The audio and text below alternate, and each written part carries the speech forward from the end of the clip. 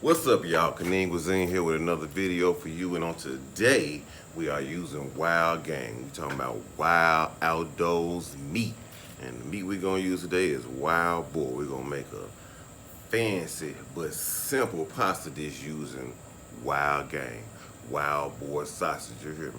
You gonna be scared, but you gonna do it. You hear me? Yeah. Here we go with our ingredients. We got whole grain mustard, living basil, and we have the star of the show, which is wild boar sausage. And this is the hot version, so be careful. Also, we have some penne pasta, some heavy cream, some high quality extra virgin olive oil, the Frantoia brand. You hear me? And we got some dry white wine.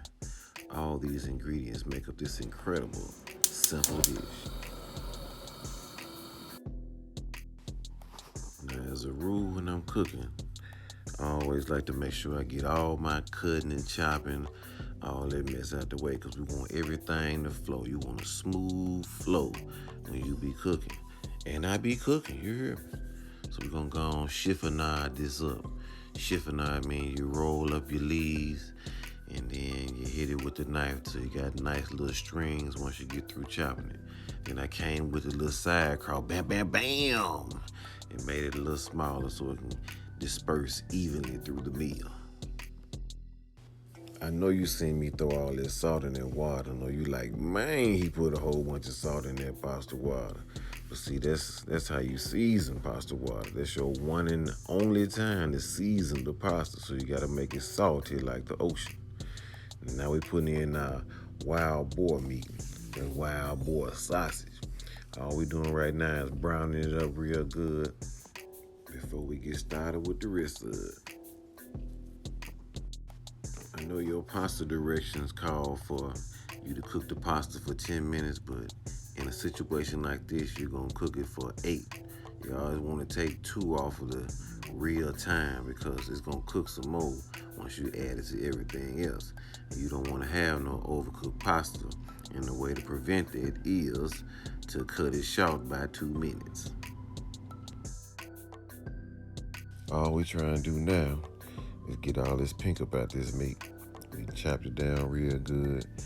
All we trying to do is get rid of this pink. And now the pink is gone.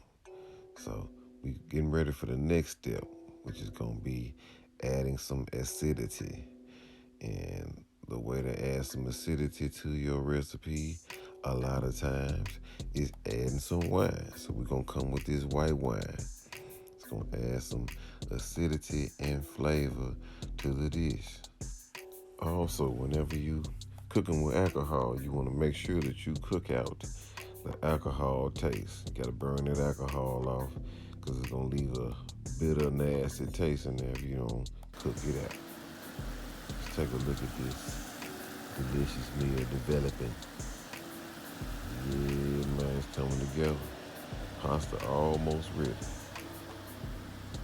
Yeah. All right, we're going to come with this heavy cream.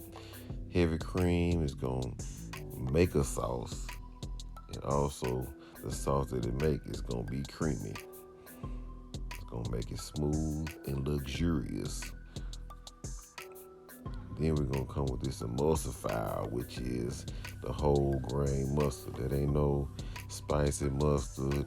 That ain't no coarse grain mustard. That's whole grain. That ain't nothing but seeds and vinegar. But it's so good. This mustard is also gonna add flavor and it's gonna make it creamy too. So you got 2 things gonna make it creamy, but that mustard gonna take it over the top. Look at it. It's just waiting on that pasta to get thrown up in there.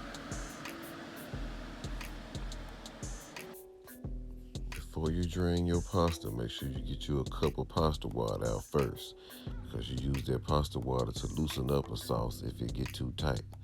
But evidently this wasn't too tight. But you always want to keep that pasta water on deck. Then we came with the basil. The basil was gonna add some freshness to the dish. You always want to throw some type of herb or something to, help out all that richness of that cream and that mustard and all that. You want to come with something fresh. Now look at that dish. Don't that look good? Don't that look like something you want your family to have? Ooh, with that wild Outdoze meat. Let's go and plate it up because I know they're excited. They're ready to throw down with this brand new meal. You hear me? Everybody ain't eating no Wild Boar. But today they gonna eat it. And they gonna tear it up. You gonna be scared, but you gonna do it. Yeah, look at it. It's nice and simple. Ain't too much going on. But the taste got a whole lot going on. You heard me? Yeah, it's time to eat some of this wild game. Who would have thought wild game could be this good?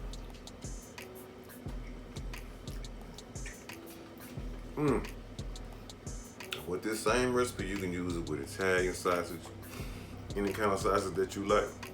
Simple recipe, super quick, and you're gonna love it. It don't taste gamey at all. So when people come to work talking about, I got some wild deer meat or some wild boar, you just go ahead and say, yeah, give me that. Let me take it home. I'm gonna cook it up. Cause this recipe right here, it's gonna do it for you. Mustard always kill wild game flavor. You scared of wild game, put some mustard on there. It's gonna kill it for you. Thank y'all for watching. If you made it this far, I know you watched the whole video and you must have liked what you seen, or at least it was interesting.